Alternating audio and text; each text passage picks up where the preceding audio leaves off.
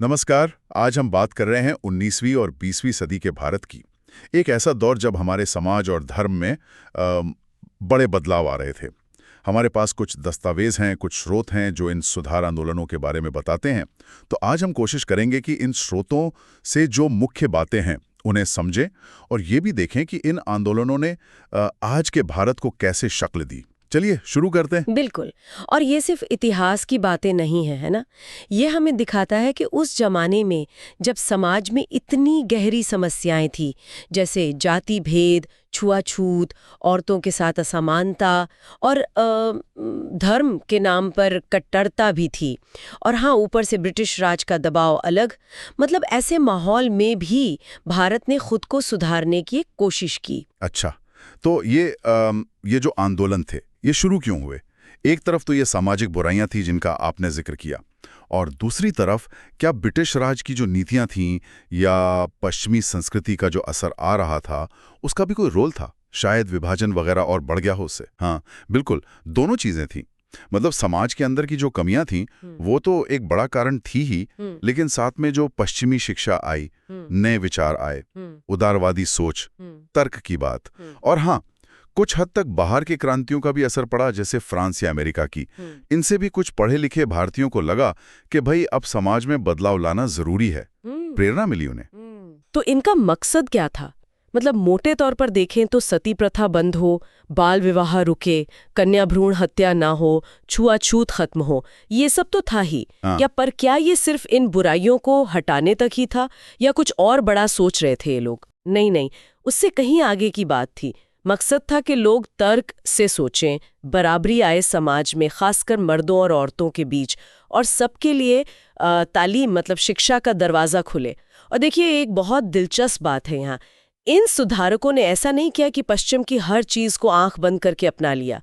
नहीं, उन्होंने कोशिश की कि जो नए आधुनिक विचार हैं उन्हें अपनी परंपराओं के, अपने मूल्यों के साथ कैसे जोड़ा जाए। वो एक ऐसा समाज चाहते थे जो बदले पर अपनी पहचान ना खोए। सही बात है। हाँ, इसीलिए तो इसे अक्सर भारतीय पुनर्जागरण या इंडियन रेनेसांस कहते हैं। इसने एक तरह से सोए हुए सांस्कृतिक गौरव को जगाया और जो ब्रिटिश असर था उसको चुनौती भी दी। ये बहुत अहम नुक्ता है। तो फिर वो कौन लोग थे जिन्होंने ये बीड़ा उठाया? सबसे पहले तो राजा राम मोहन राय का नाम आता है। 1828 ब्रह्म समाज। हाँ बिल्कुल, रॉय साहब ने सती प्रथा के खिलाफ बहुत जोरदार आवाज उठाई, और जो 1829 में उसे गैर कानूनी घोषित किया गया, उसमें उनकी भूमिका बहुत बड़ी मानी जाती है। इसके अलावा उन्होंने विधवाओं के दोबारा विवाह की बात की, औरतों की पढ़ाई की बात की, एकेश्वरवाद की बात की। और फिर ईश्वर चंद्र विद्यासागर, उनका नाम विधवा पुनर्विवाह के साथ बहुत मजबूती से जुड़ा है। हाँ, उन्होंने तो इसके लिए जमीन आसमान एक कर दिया था। और उन्हीं की कोशिशों से 1856 का वो कानून विधवा पुनर्विवाह अधिनियम पास हो पाया। और हाँ, महिला शिक्षा पर भी उनका जोर था। बाल विवाह, बहु विवाह के वो सख्त खिलाफ थे। फिर ज्योतिराव फुले का सत्यशोधक समाज 1873 में, वो तो सीधे सीधे जाति व्यवस्था पर हमला कर रहे थे।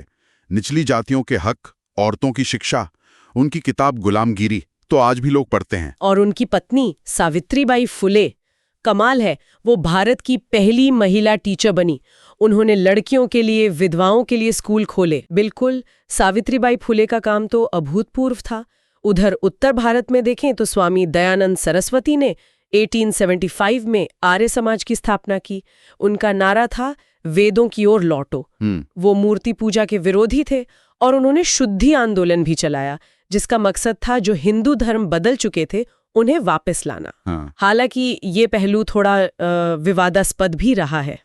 और सर सैयद अहमद खान, उनका अलीगढ़ आंदोलन, उन्होंने मुसलमानों के लिए मॉडर्न एजुकेशन, आधुनिक शिक्षा की वकालत की। मोहम्मडन एंग्लो ओरिएंटल कॉलेज खोला, जो बाद में अलीगढ़ मुस्लिम यूनिवर्सिटी बना। हाँ, और भी कई नाम हैं, स्वामी विवेकानंद और रामकृष्ण मिशन का काम। हाँ। एनी बेसन ने भी महिलाओं के अधिकारों के लिए काम किया। दक्षिण में श्री नारायण गुरु का वो संदेश, एक जाति, एक धर्म, एक ईश्वर, मतलब पूरे देश में अलग अलग जगहों पर लोग समाज को जगा रहे थे। सही कहा। और इन सब का असर सिर्फ समाज सुधार तक ही नहीं रुका। इसने एक तरह की क्या कहते हैं बौद्धिक और सांस्कृतिक जागृति पैदा की। लोगों में अपने इतिहास, अपनी संस्कृति को लेकर एक नया आत्मविश्वास जगा। और यही चेतना, यही आत्मविश्वास आगे चलकर भारतीय राष्ट्रवाद की जमीन बना। लोगों में एकता की भावना आई, एक सामूहिक पहचान बनी, जो आज़ादी की लड़ाई के लिए आप सोचिए कितनी ज़रूरी थी। तो अगर हम सार देखें तो ये जो सामाजिक धार्मिक सुधार आंदोलन थे, इन्होंने सिर्फ उस वक्त की बड़ी समस्याओं को ही नहीं सुलझाया, बल्कि एक तरह से आधुनिक भारत की नींव रखी। इन्होंने तर्क, मानवता, बराबरी जैसे मूल्यों को समाज के केंद्र में लाने की एक बड़ी कोशिश की। हाँ, और ये सोचने वाली बात है कि जिन मुद्दों पर ये सुधारक लगभग 150-200 साल पहले बात कर रहे थे, जैसे बराबरी का सवाल, न्याय का सवाल, शिक्षा, अंधविश्वासों से मुक्ति, वो आज भी हमारे समाज के लिए कितने प्रासंगिक है, कितने ज़रूरी है। उनकी जो विरासत है, वो आज भी हमें बहुत कुछ सिखा सकती है। बिल्कुल।